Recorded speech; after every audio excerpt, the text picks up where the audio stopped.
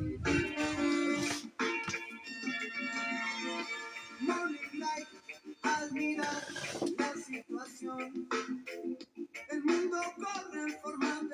there! It's Friday. Well, I think you should know it's Friday, right? But we're just saying, right, Horn? How you doing, Roy? Friday night, Chihuahua. Who knows what we'll talk about? Hopefully we keep people happy, you know? But, it's Leroy Dozell, the little Mexicano. And as you can see the graphics right there, that's what we're looking for in a couple months. About a month or so, I'll be getting up my semi-prototypers that I got to mess with. And then we'll get the final one by June. What you're looking at. Which you like better, the white or the other one? Yeah. So let me get myself a little setup here. If you haven't heard, love this band, Gondwana.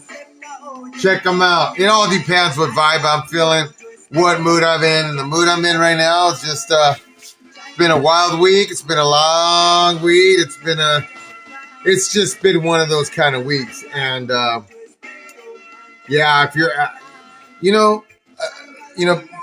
the thing that actually really pays the bills, I do so much things in regards to softball and stuff, but the main thing that helps me is my real job, the one that pays the bills and allows me to even have cable access or whatever to talk with the fine people. But I just recently, what I like to do is build programs, and I'm proud to say I've built 3 foundations of special education programs. Actually 4. 2 in the moderate severe disability of there's so many different types, but they call it emotionally, students who've had a rough time growing up. I've actually built 2 programs in regards to that type of background. These are kids that are very brilliant, they're very smart, they just had a rough time getting from when I get them. And I've also worked with students with autism, moderate, severe, nonverbal. So there's a lot of, both those positions keep you on your feet and they keep you moving, but that's what pays the bills. The bad thing, whether the YouTube thing, doing the little apparel thing, those don't pay the bills. The CBD, they don't pay the bills. I mean, actually, every tournament, I probably go through 1.5 bottles just giving everyone samples and stuff, because that's just the kind of person I am. I like, for people to feel good, feel better, and to do better, And sometimes within my powers, I have to do that. Remember some of those great sponsors you had in the day that would just sometimes go above and beyond, especially those ones that just knew something and they would help you out or whatever just because they cared so much. And it's not about you asking or anything. So, those are kind of like the kind of person that people I am. I don't have $1 million or whatever, but I'm always willing to do little things for people or whatever. So thank you for coming on this great Friday. It's almost coming to a point every other week, and that kind of ties back to my job. Building this program, working with kids with autism, nonverbal, it requires a lot of time, especially building one from the scratch. When you're building this program from the scratch, there's so much that you need to add, and having a functioning program is basically like having a set protocol in regards to what the kids should learn, what they should know, and obviously you get assistance from your behaviorists, your program directors, but what I've been blessed with my experience, they kind of give me the free reins to kind of do what I need to do in special education, and that's where I find my group. I guess I'm kind of saying there's been some things I'm going to be showing there, because building this program, obviously, I've had people help in the past, and a big thing is giving our kids with autism experiences, and it's very routine. What's up, Coach Curtis? Congratulations. I was actually going to talk a little about that, but, Texas, man, coming in hot again. I'm going to go into that. Okay, you guys? Going right into my show right about. First off, it's Friday, and my daughter gave me the stash. It's whatever. I needed a beer, and she brought me one. But anyways, I do want to say congratulations to Texas, Coach Curtis Day. When you think Curtis Curtis Day out there in Texas, you got to think winning and a consistency of winning program and always trying to put his team in the best position to win games. And as long as the guy's been doing it and winning, he's still always looking to get better, but he's always still open-minded to hear how to improve his team. It's like, I think as a lifelong learner, if you're running a program, you can never, once you reach your plateau, everyone else around you is getting better. Coach Day never stops out. It's always continuous. But congratulations out there. And, you guys out there in Texas, and I think many of you know this, and for whatever from my experience and stuff, a lot of you guys out there in Texas are lucky to have somebody like Curtis, who is as passionate as he is about softball and being good to people and helping people and literally giving the last dollar out of his pocket just to make sure everything, making sure everyone's ahead of himself. And I know the last Florida trip was an exhausting one. We had a long, great conversation on Monday. But I do have to say, but maybe it's just on me getting older, Curtis is a guy, what I've always liked, he can kind of find that area where my head's down and straight, because obviously I get really loud and emotional. If we're on the CBD, that's how it goes. Whoa, wait, hold on. Wait, you're going to make me lose my train of thought. See, I kind of did already. But, Coach Curtis, when he was talking to me, telling me, like, kind of giving me the outside perspective. Because, a lot of times when we play, we don't see ourselves and see how we are and how we conduct ourselves in the field. And things I've done my share of times. And the first person actually addressed to me was Coach Curtis. He goes, hey, don't let me ever see you throw your glove up in the air. And that's not so much, I know how it looks, but it's more along the lines so intense and just like poof. And I mean, it's the same thing with me if I don't make a play, even if it's a tough play. I'm just so juiced and so intense. But Coach Day, Derek Williams, telling me about the passion, how hard you play and stuff, that everybody goes about the game. I mean, being all equitable, because I've always felt my teammates, we're all equitable. We're all at the same level. But the way we emotionally express ourselves and stuff and how it can be, interpreted and stuff. So, Derek Williams, drink to you. Curtis Day, drink to you. Thank you, Curtis, for introducing me in my second part of my life, a lot of good friends, good people to be cross paths with. I just had Stacy Dart in there. And I owe it to you because you're the one who brought me out to Texas to play softball. And, and all these fabulous and great people that I've met in Texas, who branched outside of Texas. Too many to like just say you all, Stacy comes to mind. I never knew who Lewis was. Scott Morrison just came to my head right now. Gary Orr, to actually meet him in person. Just different people like that, and how we all kind of work together. I mean, like, there's Stacy again. If you don't know Stacy Arden, we haven't connected so long. But Stacy, when I first started the show, was very much behind me and helping me out, sending me apparel, leading me things, obviously sending me equipment to review for you fine folks and stuff. And it's like, it was just crazy because, whether it's a good judge of character or not, he did this stuff without me, let alone, Curtis, without really knowing me on a personal level. Because, in softball, it's so easy to get burned. It's so easy for people to screw you over. And it sucks when good people like this get screwed over because someone down the line who's actually a good person may not have the opportunity to see, how awesome these people are and what they're willing to do. It's amazing. And then, I also met Paul Sandler through Curtis Day out at the Smoky out there in Oklahoma. Yeah, I mean, Paul, I don't know. I if you get a chance, Paul, earlier today, but yes, with WSL, I've been talking to Paul Sadler, and we're going to have a WSL World out in Reno, November 1st through the 4th. Right now, we're looking at a 40s, a 50s, and possibly a 55. I will be getting you a lot more things coordinated, and I want to talk to Mr. Sandler a little bit more, who you don't know, who represents DeMarini. But I also want to bring Paul on here because, we're talking about a lot of different things, and a large handful of you go play the WSL. I know I've done the WSL Worlds in Vegas as well as a couple times in Reno, and I've really liked it, enjoying it. And I like what I do want to share is the first WSL they had out in Reno, which they actually have it on YouTube. We won that tournament with BPS, and that was like the first tournament that actually gave you a ring right then and there. And that's what's so kind of cool about WSL because, you have all these other rings. Hey, Jay Hill, you watching? Look at that one. Okay.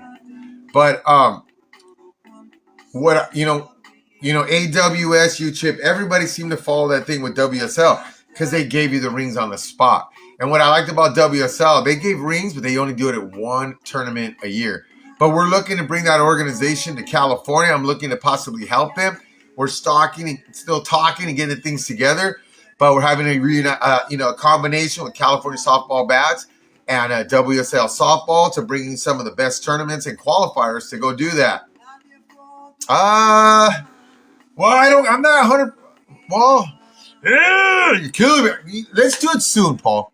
As much as I really want to, I got to get some stuff situated and stuff, but we're going to be publicizing it. This is the third time I'm giving the plug. I'm really behind it. November 1st through 4th, we'll get it together, and we're going to talk all about this. As I said, Paul, I want to talk behind the scenes a little bit and kind of get more feedback and things going, so when we come on live, it'll be a great conversation, actually know what things to talk about, to tackle, and kind of give our viewers a stronger idea of what's happening. But mark your calendar, November 1st to 4th. There's going to be another great tournament. At Eagle Ridge. I love Rock in Reno, and I tell you, anytime I can play out in Reno at the Rock, what's it called? Eagle Ridge, I'm going to go there. And that's one thing I was talking to Paul, too, that we talked about. I talked to him about Reno. I said, if you can get Reno.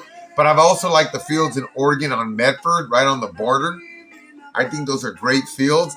They're turf, and I think you could have a great tournament. But it's also to get those people on the West Coast to get there. Reno's the same idea. You're in Utah, Idaho, Oregon, SoCal, Nevada area. I mean, obviously Vegas, Arizona. You could fly to Reno. If you fly to Reno, you're right there. You could fly to Sacramento, which is about a 2-hour drive. But there's many opportunities and many ways to get to Reno. It's going to be a great tournament. One of the best areas to have a softball tournament, as well as the atmosphere there. What's up, Kelly? Eagle Creek, huh? So, moving on. The next thing I want to show, I'm running this YouTube channel, and we do some fun stuff. And I'm very thankful and humbled how people take the time to message me or text me and say how much they like the videos I'm doing. Because sometimes I love doing it. I'm passionate. I love coaching. I love sharing those kind of things. But, that feedback and stuff kind of gives me more fuel to my fire to continue doing what I'm doing. And a lot of people benefit. And I think if anything in the softball community, when you listen to the stuff to do on the tee, as well as playing defense or whatever, I think it helps in a sense that it makes the game more competitive. And we always want competitive. Maybe those guys who haven't quite played that much major, in between major and AAA. Because one thing I feel is a big difference in a AAA to a major or major to a major plus. Hey, Jay, we're going to do a cooking show. Wait till you see that one, buddy. But that information helps people be a little bit more competitive when you go out and go up a level. If you're a AAA guy playing some major, you can't play like a AAA player. Or if you're a guy who's always played major, I've always said this many times, way more in the past. If you're going from major to major plus, you have to evolve. You can't say we're going to play together and we're going to have chemistry and do this and we're going to win a world. I highly doubt it at the major plus level. You can have that as a sandbagging team and be, and win. But when it comes to playing top levels and stuff, all that stuff doesn't come into play. The chemistry is built You want to know how to build chemistry if you're a coach or sponsor? Heads up. Bring in 14 common-minded mind with the same goal, and we'll do what it takes to win. That's chemistry, okay? Because, when I've had those teams with really great chemistry and stuff, there's a difference when you see a guy misplay a ball, not come up to play or do whatever it is. That right there is when you have the chemistry, then we got your back and stuff, okay? And when you make a team that doesn't evolve to go to another level, you're going to break your chemistry because people are going to get frustrated because that sandbagging magic doesn't quite work in the lows as it does when you're getting challenged. Some people saying, oh, I'm going to ride him, or I think he's there. Well, at the major plus level, you're more so handpicking people. Majors, you're going to have your share of package deals and buddies. Brad says, big ups to you and JBI for keeping people. I appreciate that. Support us because, like I said, over 50 years old and I can't even play a D tournament. That's another chat I'm going to talk about, but it boggles me. And I did get a handful of people, and I think I'm going to wait another week to see if I get an email from USSSA telling me specifically I wasn't granted a reclass, okay? And then people said, yes, we want to read. I have the last 3-year letters. I think I even have an email where they said, because of the algorithm and stuff, we can't drop you 2 levels. Heck, I even got it on an interview here. I couldn't drop 2 levels. Well, once I got to where I'm at today, for 3 years straight, I have not been lowered anymore in a re-rank, let alone be able to play any men's softball. Hey, I got a vlog, and I talk about many issues. Could that be the reason why? Doesn't make sense. That's the only thing I factored in. And Brian Manning says, do you support your teammate even if a guy volleys the ball over the fence twice?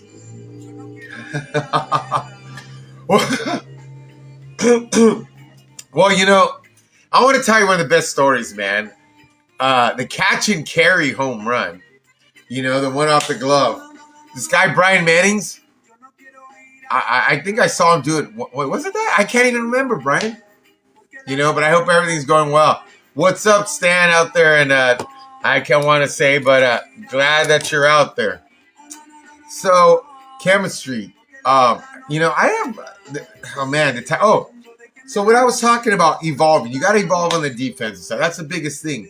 And because of these informative videos I've been doing and stuff, it helps you guys get better. It's going to make me a better hitter. Like, heck, when we're here hitting BP and we do line ball, and they go, Leroy, do you want 4 infielders on the left side? I go, I don't care. It makes me better. I've even told people, because when we play games locally, I don't get any call. Every call is against me. And the way I say to have fun with people when I'm discussing, I say, it's okay. Thank you, guys. I'm going to thank all my Hollister guys because you guys make me better. Because anytime I hit a ball here, do this, do that, or whatever, I get no calls. You guys get all the calls. I get no calls whatsoever, no love. But hey, maybe, I thank you all for making me that well. So what I do want to show you right now is on my YouTube, the Ichiwawa channel. I have a channel, and I'm talking about some defensive things. You've seen the ones I've done with T-Work. So what I would like you to do is, if you get a chance, go to my YouTube channel. Obviously, subscribe and like them like crazy. But I've done a video, and this is the one I didn't go as in depth as I guess I could have. But it kind of gives you my philosophy, my approach when I'm playing the outfield. I'm looking to make a play. I'm looking to put myself in a position to get you pop up or go out of your element so I can get you out. To me, that's the fun, it's the thing about game. I'm not playing checkers. I'm playing chess. Here's my move. Well, how are you going to counteract her, right? Softball, good defensive-minded player is one who thinks like chess and not checkers. So here's my channel right here. And if you get a chance, subscribe and like. I'll kind of go through some little bits here and there. See, so there it is. Just type anything up, California Bat Company, and the channel's Ichiwawa channel, which I'll actually show you there. See, go to channel. So there it is. And then do me a favor, subscribe. I got 205 subscribers. Thank you kindly. I need more. And remember, I got a job, so this doesn't pay the bills. Discussing some defensive things that I just like to share to many people who are starting to get into the game, enjoy the game. but to enhance your experience. But, part of making the game fun is trying to get the hitter out. So primarily throughout my senior softball career, prior to being 40, I primarily played a lot of second base and third base in the traveling teams and stuff that I was with. But when I came into 40s, we kind of had a lot more infielders. Well, that's not as important. But I do talk about like 3 points of playing the outfield. Watch what that guy does. Well, here's a good little point here. Whether you're trying it in a practice game, pole play games and stuff, that's when you kind of work on things, or in league. But this is my preference in regards to defense. And then also when you're out there, if you're watching top teams, the best teams, you can always get better when you watch the top teams, the top players. I always tell people, look at your position. Another thing I do discuss is a lot of people in the outfield. I mean, I get it, but sometimes you got to try it. It's challenging, guys. So many people in senior softball play the warning track. I would say on regular. Dan, if you can see where I'm at, I'm kind of going to play this off like it's a 300-foot fence. Work on stuff. You got to play the outfield where if it's over your head, it's a home run. So many times in senior softball, and especially even in 40s, is you see guys playing literally on the warning track. So when you're playing the warning track, you're going to get those Texas leaguers. You're not going to be able to make those big plays. Another thing I see outfielders and work on it. And yet last weekend, it was kind of funny out in Bakersfield when I was playing left field. People were telling me or sharing to me, hey, he's in his 3-point stance. I go, that's right. So I thank people in Bakersfield. Very nice welcoming us, the California Bat Company and the little Mexican. I don't have to pivot. And these are just simple, basic things. Some like to be like this, which you can go left or right. Some like to go this. I find myself primarily going in this spot because I play shallow. So if the ball's going to be hit over my head, I don't have to pivot. And other things I mean, there's many things. And I have the cones out there to kind of show the 3 points of it all, which I guess I'll give you a little quick look. Down here. Go to the channel so you can actually see it in its fullest. Okay. And then 3 points. This is defensive alignment. I'm going to go cheat in that left center gap. Game. It's slow pitch. Yes, I agree. It's slow pitch. See those 3 cones? But it's about getting outs. Okay. So I don't know if you can see my 3 points here. So here I'm shaded more into left center field because he's off the plate. Okay. If he's a straight, I don't know, kind of like a hitter like me, because I'm not way off or on it. I'm right in the middle, so it's a gap-to-gap position. And that's when I put myself at point 2. Dead hitter, power hitter, guys who like to mash it, hit through infielders. Then I go point 3, which I fade more. But for the most point, the third base. Please, if you have your opportunity, please go share, like, and do all that stuff. But like I said, defensively, that's a big part of the game, and you got to evolve. I mean, even as a hitter, you got to evolve. Unless you can mash it 400 feet or hit a ball through an infielder, because infielders are so much better. Once you go up in softball, and that's why it's a frustration, I think, sometimes, because sometimes we get used to playing with guys that we could blow a by ball, but then when you get challenged and we're not getting those same hits, kind of sucks, right? So, got to evolve. Next thing, I like the softball community, and myself, I'm always saying blessed to be on the California Bat Company crew. But I'm very happy, and I like to share, and I want to give kudos to a buddy of mine down south. Played against him my share of times, not a lot, but myself, Joe Prock, and California Bats. Hey, the pizza, the pie is big enough. There's enough to go around to everybody. Myself, I mean, Joe and John, JB, they have jobs that they don't need the Bat Company and stuff to make a living, but it's part of the passion of being around the game. But that's our feeling. We are welcoming and cool to all bat people and stuff. Sometimes I feel like there is competition amongst us all. And to me, it's like, who cares? It don't matter. There's like enough people who love this great sport that we don't got to be, tyrants or commies or whatever. But I do want to give a shout out to Jermaine Lewis out in Southern California for getting his signature Onyx Enough Said bat.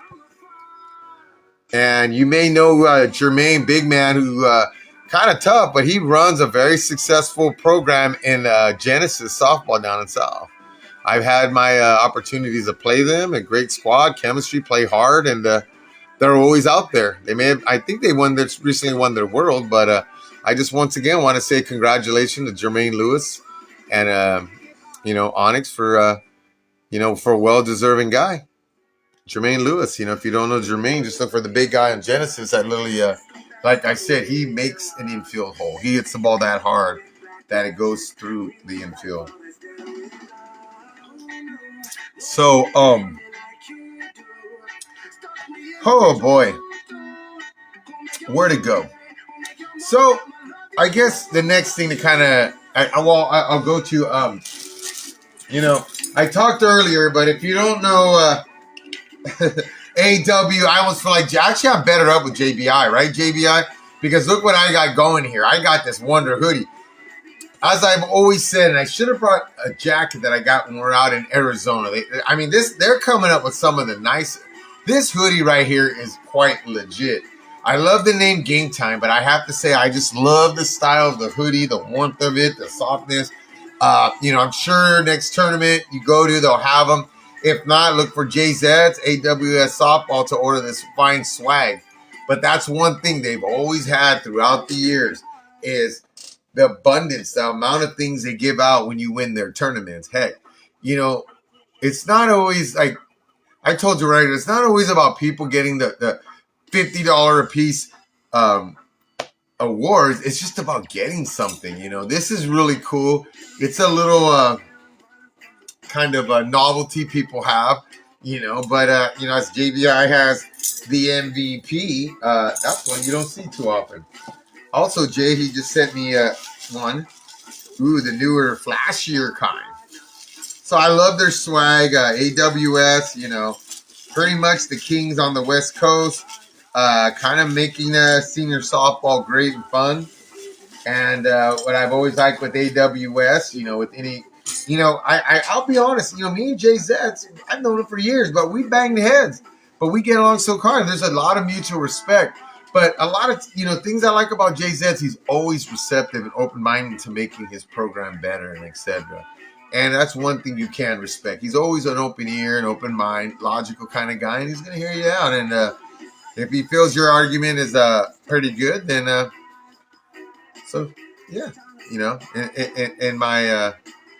in my thing. So next, I do want to go about, which this could tie into my, I was talking a little bit about chemistry, and you do. You got to have role kind of chemistry type guys. Those team guys. Like I remember when, oh my God, when I played ball at Cal State Hayward, we had a guy come mid-year. We had a couple guys we lost. We didn't think we were going to be ineligible. So this one guy ended up coming mid-year, transferred to Cal State Hayward. Just your average guy, almost like he took the class, just walked up. And his name was James Salazar. He ended up making the freaking team. I probably got 2 or 3 at bats, but the way he put the team together, the morale of the team brought the spirits up because it was kind of that reminder. This guy was on the team just pure heart, a Rudy type guy. He was so lucky. He just happened to be at the right place and walk on the field at the right time. We got another uniform. We lost another guy. Hey, coach, I just transferred here. You ever played baseball in high school? Give him a uniform. Eventually, we called him the ever dangerous James Salazar, man. Love the guy. But those character guys you need to help build your team, having those backup guys that can help run the bases. To me, in an ultimate team, if your outfielders do not have to run the bases, keep them from running the bases. Let them get tired in the outfield, I think a good major plus team is 15 dudes. 14 tops, but you got to have those character guys. And as a coach, you got to know that if my guys aren't there, I should have no problem sliding in my guys and give them that work. Sometimes we choose not to give our backup guys that work on those tournaments because we want to win them, pinning the tournament. But hey, those guys, they need their work. And if they're on the team, coach, give them their word. So there's the ever dangerous James Salazar rule. So this next one I'm going to go to is, first off, I think it's another player. I think it's a shame that doesn't even get an opportunity to make at least for right now, the Baseball Hall of Fame is Gary Sheffield. I mean, how many of you remember Gary Sheffield? I love Gary Sheffield, man. He was one of the most intimidating. I mean, like Barry Bonds, just when they were in the batter's box, it's like you knew it was business. But, here, talking about chemistry, talking about players, talking about picking up team, Gary Sheffield was looked upon as a team leader. He led by example, but he would tell you. And I always find these great chats, and some of us take the time to check them out. But this chat that I'm going to show you right now is with Gary Sheffield, and I want to touch base a little bit on it. So check it out.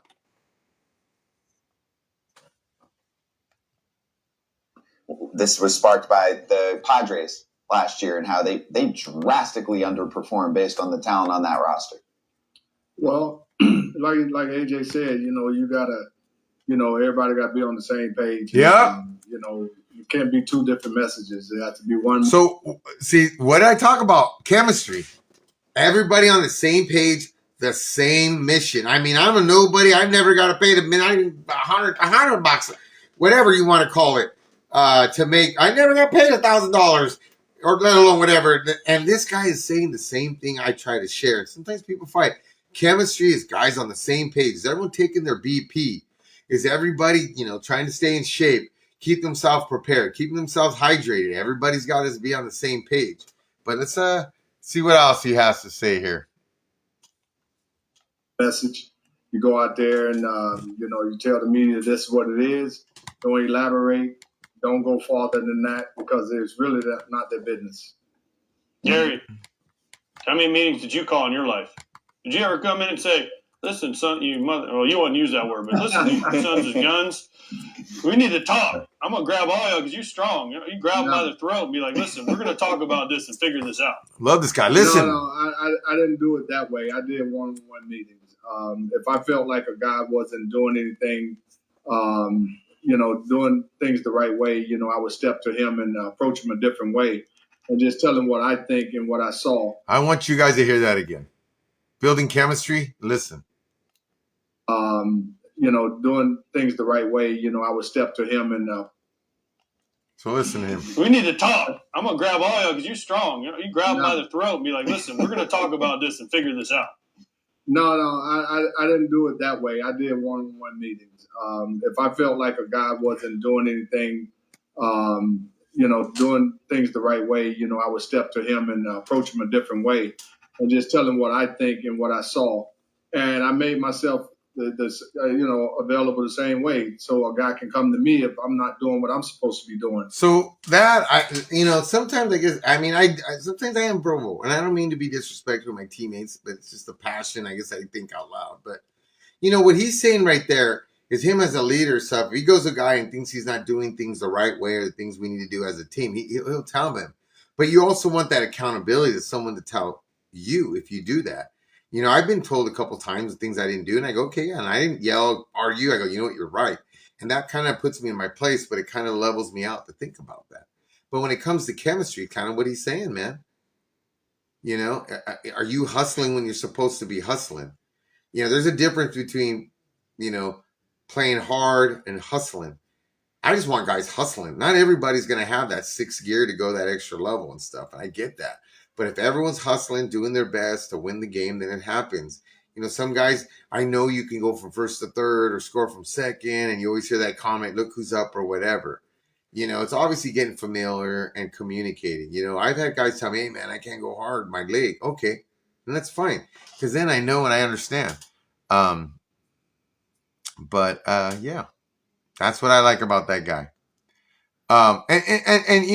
That's the making of somebody. Like if you guys are competitive and you're playing the game competitive, and it don't matter what level, because there's guys at AAA that just eat up those rings for trying to win them, especially at the major level. But once you've been on winning teams and experienced it, but you see, that's the whole thing. If you've I played with people who've won at a lower level, and I won at a higher level. So when we come together to play at maybe a little higher level or a different level, I'm bringing my experiences and he's bringing his. And, you know, like I have to learn to win at the major plus level if I'm going to win, if I've won only major. Or if I've only won AAA, I need to learn how to win at the major level. Because when you're going up a level, it's going to get a little harder and there's going to be more expectations. Heck, if I won at the E level, I got to know what it takes to win at the D level or know what I need to win at the C level. And once you get up, you're going to notice the boom boxes are going away. The heavy drinking and partying throughout a team is going to go away. You know, you're gonna see people conduct themselves more at at that level. And sometimes the hardest thing is like, for me, whether it's playing B or playing Major Plus or playing in a D tournament that they let me play in co-ed, I've always gone the same gear to win and play hard. And it's hard to kind of play down right up tentacles.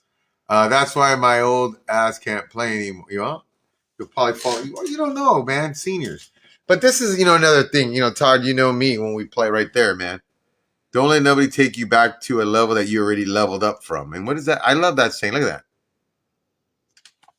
I mean, that means, like, for me, if there's only, like, one specific way I know how to play and I go somewhere and people are trying to change my style, I like to think when I try to talk to my teammates, maybe sometimes I don't come across right, but I try to communicate what I'm thinking and feeling and to try things. And I'm open to try things. Heck, I'm all open to try things. But how often, like if you've played with me, I'm sure a lot of people have played with other people that you don't hear a word from anybody. So I get where you're coming from. I like to think a lot of times that I've been playing the last 5, even when I was in my 20s and 30s, always not just myself, a handful of people being loud and talking and communicating. But that's where I came from. So it's hard to go down when you're used to playing at a certain level. And I think, whether anybody, I mean, whenever you get an opportunity in Manteca, if you're playing with Vic or, such great veterans like that, it's, whatever, kind of check it out. But you got to understand, they may turn it down a notch because it's a back gear because they're used to playing Major Plus, which is something that's hard for me to do.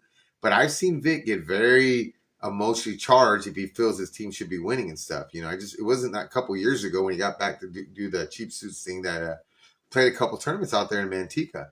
And I saw the backyarder, but he still had that fire that he still wanted to hit and get it going. So Kyle says, the higher you go, the more it's about the game and the team than the party. And oh, yeah, you're absolutely right. I mean, that was one of the first times you play in the Concord Major at a young age and you see everybody out of the dugout. No one's in the dugout. No one's sitting. Everyone's out there like this. You might get an outfielder sit in the dugout just to kind of, gather his breath and stuff. When he goes back out there, he's ready to rock and roll. What's up, Kenny? I got about 20 minutes. Next one, man, I don't know. I guess I got to move forward, but it's always fun to talk a little.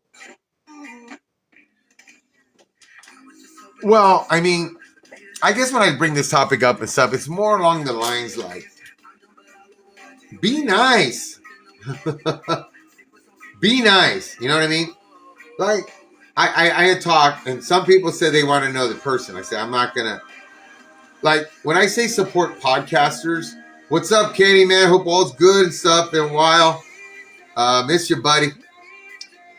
But something, I want to share is I say supports podcasters because we're straight.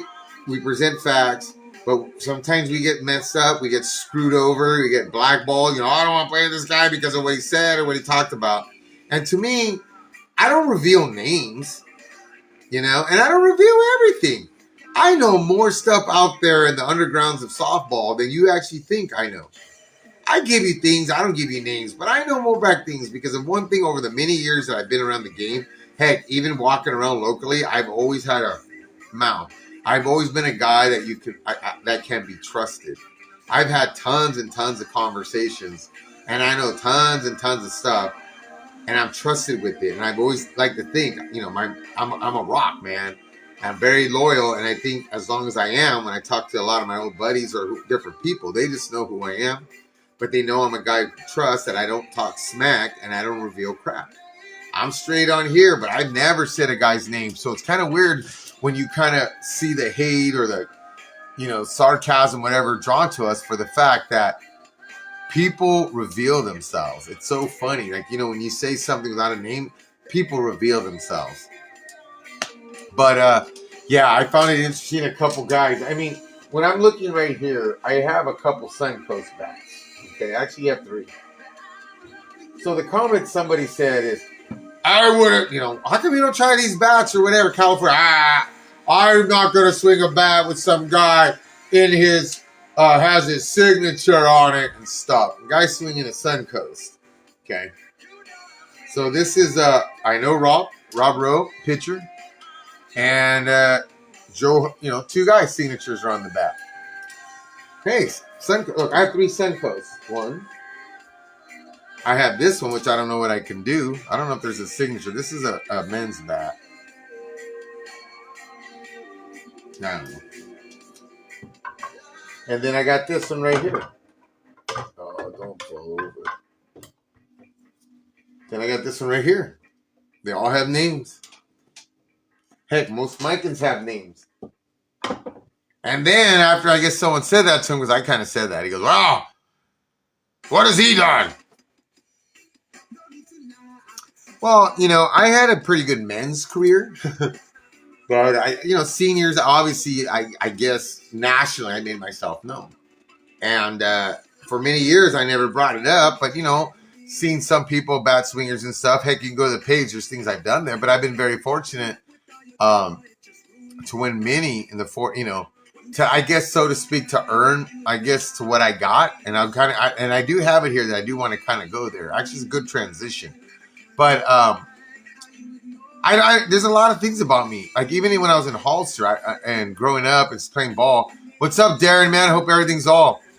But, I was sharing with people, like, I used to come back from my tournaments, and I used to never tell people, oh, yeah, I was, at these NITs, or, I was all tourney. Yeah, I never really talked about it and stuff. And just never did. And then for many years in senior softball, same idea. I was having great tournaments, doing well. Being in shape, and the number of players out there you're competing with is less, so you stand out more. But those guys who think that, I don't know. I'm not trying to blow, but I've been fortunate, and part of me being in that position is being on the right team and with the right teammates. It's not about having that winning background. It's just playing the right people to be an opportunity to be all world. Last year, winning, with Fat Boys Prestige, the world championship in senior softball in Las Vegas, being on the all world team. I'm not there if we're not playing well as a team and we didn't win, and not everyone could be on the all world team, but it's people playing. We all played above. I had, I hit 792. Do I hit that every weekend? No. But it wasn't just me going some points above your norms. It was other guys. We played well. A lot of guys had great tournaments. We had 5 guys hitting over 750 right at the same clip. We had Shrum who hit over 800, led our team. I was 2, and then you had 3 guys at the same average. But it's being in those opportunities. I owe it to my teammates. I mean, part of who I am and where I am right now with the bat is with my teammates and being put in that opportunity, because playing with great people, similar-minded, looking to win, has put me in those opportunities that I couldn't do it. Having a ring or whatever, I couldn't do it if I'm not surrounded around the right people and the right teammates with the same goal. And I've never been a package deal, and I've always had to work hard to get what I get.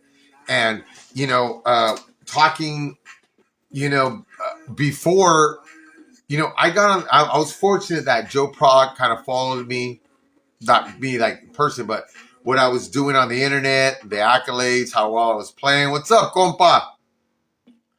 And I didn't know Joe Prock at all. And then I can't remember if it was a message or a phone call. And next, we had some conversations. And then the next thing I know, within a week, he sent me prototypes where I started developing the Little Mexican, the first series of bats from California Bat Company. And, Joe wasn't somebody I know, and we developed a good friendship. And basically, all he knows about me is what he would see on here, and see what JBI would talk about on the YouTube videos or my videos or whatever. I mean, that's a thing. Like with our company, it's having a strong background. We don't ask our buddies to represent the bad company, you know? And like I said, I don't know Joe Proc. I mean, how many times do people, how easy being known, but they're jumping around from a company to company or this and that. Johnny Bailey should have a freaking lifetime contract with Mike in as much as he's been doing and continuously doing it year after year. We're getting older, but we're getting better, and it's not supposed to be that way. But you see the guy hitting in the gym, you see him doing his hitting. There you know what it takes. But the guy continues to get his accolades and get his things. Give him a lifetime contract. Sometimes people say, what do you do to get signed on a bad company? And I said, well, I don't know. I mean, be marketable, have something to offer, be nice, I guess.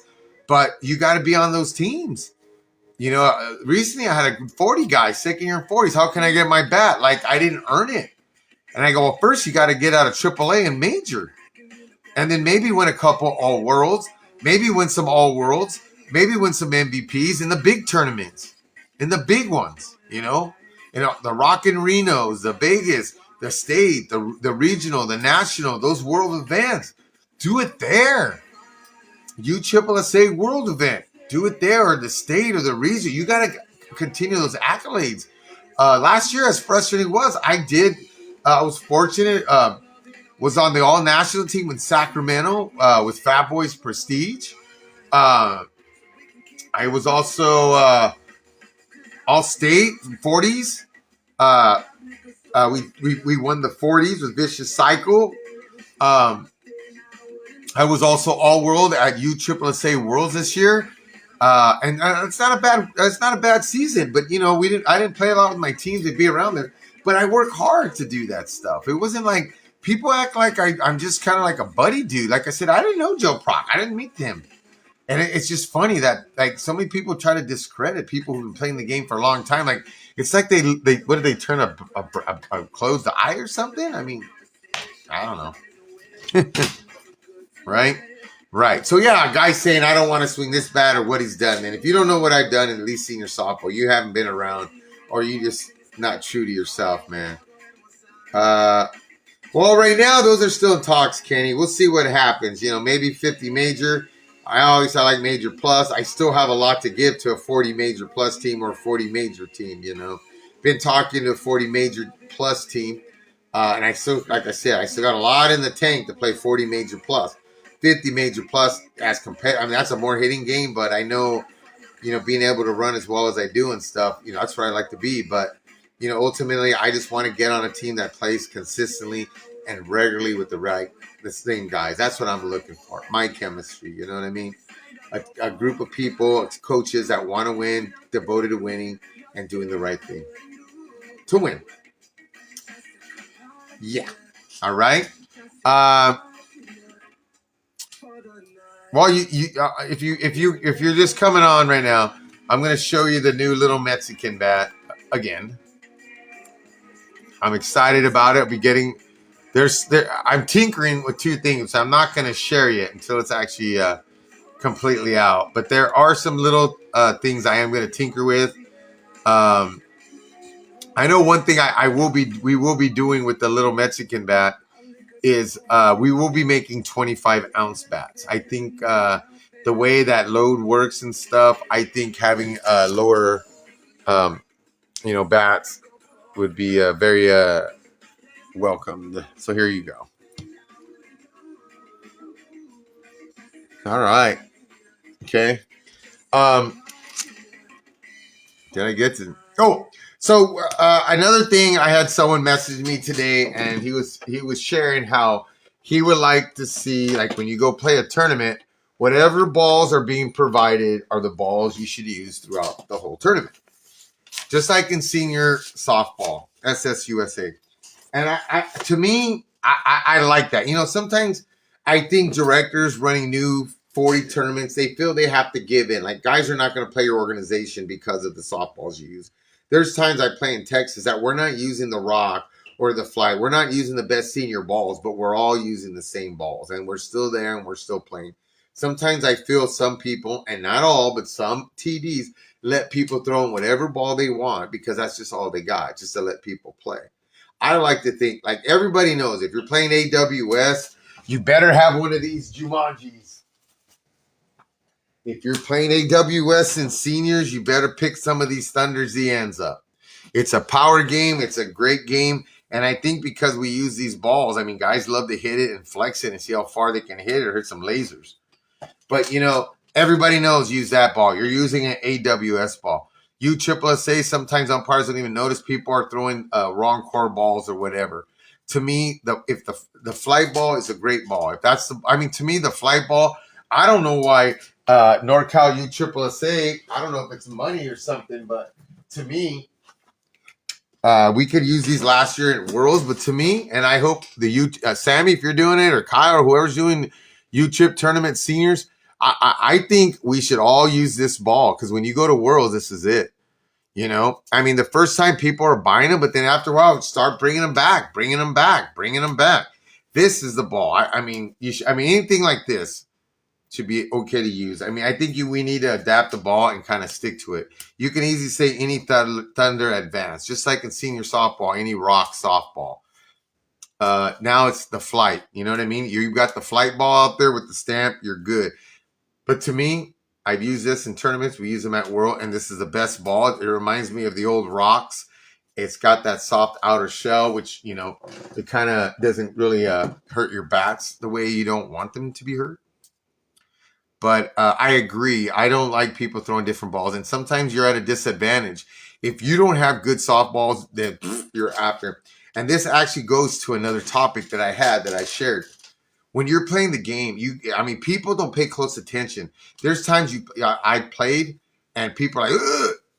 Listen to the ball. If the ball sounds like mush, ain't coming off the bat hard or anything, coaches, sponsors, throw another one in there because you furnished the softball. So at any time you want, you could change the softball. You need a home run, change it. And don't think it's cheating or don't think it's not cool or whatever, because many times at the major plus level, I've seen it happen over the years, okay? It's not disrespectful. Heck, we did it last year, and we ended up winning that tournament. We had a 50 team that we won a 40 tournament, and we battled a tough frozen rope, you know? So one thing we did, and JB, we kept on throwing in those good balls, and we paid close attention. And you got to do that, man. If you're not doing that, you're not playing to win, man. And you're not going to always have a brainiac like me there. So that's why I trip out on people. Heck, I remember one time somebody was using an illegal ball. And our pitcher, oh, who cares? And I go, okay, you got one?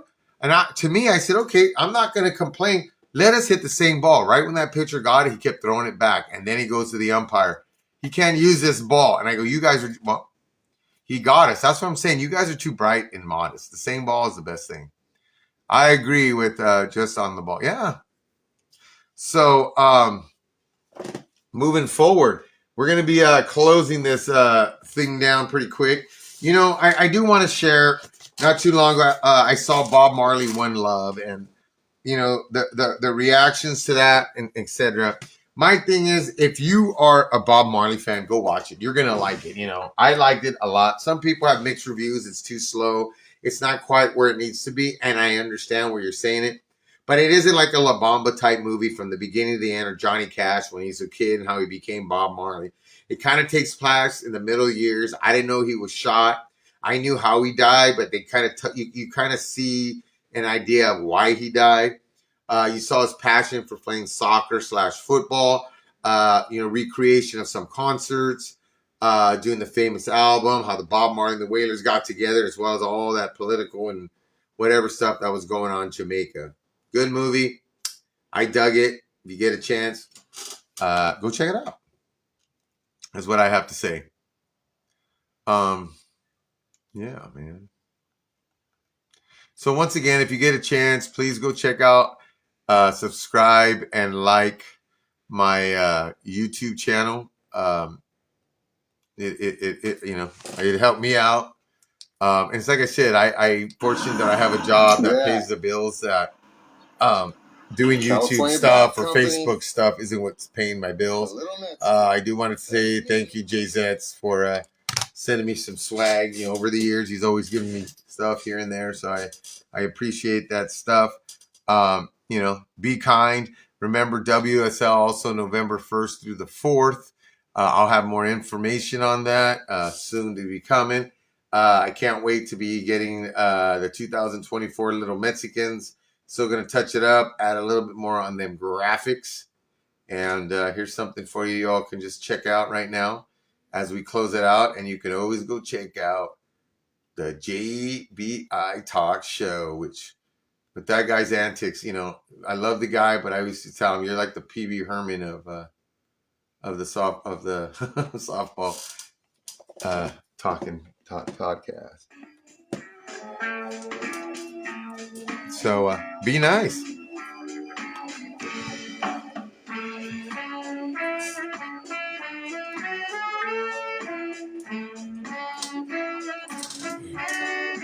Bend down low. Let me tell you what I know. Bend down low. Let me tell you what I know. Oh, fisherman roll. Get the ball ready, dude. Oh, reap what you sow. And the home you seek. So this is me on a beginner's tee work and what I say you should do on rainy days and stuff. Work on hitting that sucker back up again. Let me tell you what I know. Bend down low. Man, call me Mike Hardrow. Let me tell you what I know. This is my YouTube channel. Keep on knocking, but you can't come in. Hey, got it swinging, huh? Cool. Ball never goes above the shoulder. Keep on knocking. That's what you want to do here. Never have the ball go, your barrel of the bat go above the shoulder. Look to cut it. This is the ball coming down the middle. I go either or with it.